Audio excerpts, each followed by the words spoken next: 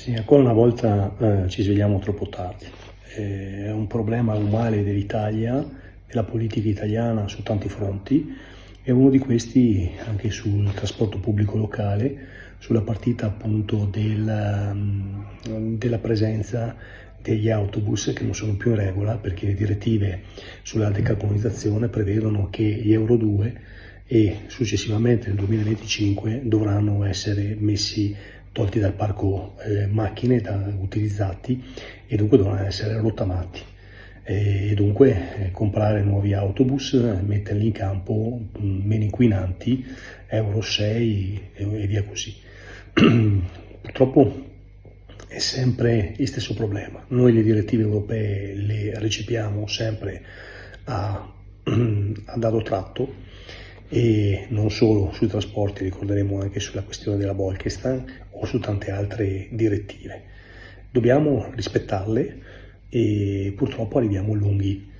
Abbiamo un parco macchine nel Veneto di circa 150 vetture che a fine anno Euro 2 non potranno più circolare, salvo non ci sia una deroga che sarebbe la seconda deroga che viene concessa, ma ricordiamoci che nel 2025, ammesso concesso che ci dia una deroga per i mezzi Euro 2, e nel 2025 scadranno anche gli Euro 3, dunque ci ritroveremo anche quei mezzi Euro 3 da dover rottamare, dunque veramente una tempesta perfetta.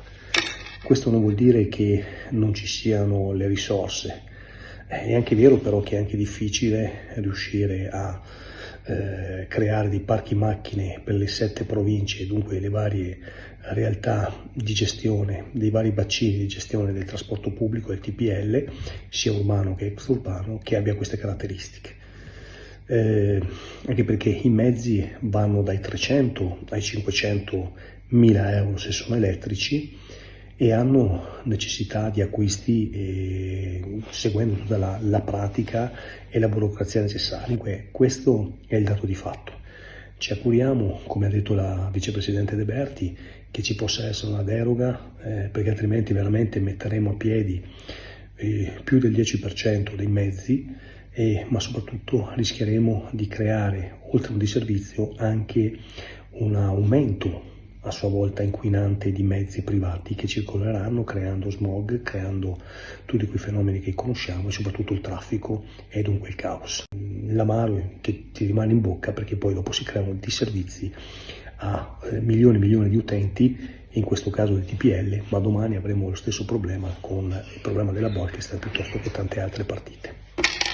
Colgo anche l'occasione, visto che siamo ormai addirittura d'arrivo per la fine dell'anno, auguro a tutti gli amici di Chioggia Azzurra e di tutta la città e ovviamente di tutta la provincia i migliori auguri di buon fine e buon inizio 2024. Saluti a tutti, auguri.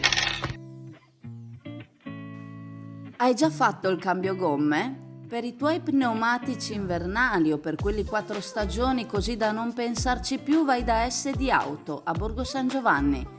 Non solo te le cambiano, ma se in garage non hai spazio, tengono le tue in custodia.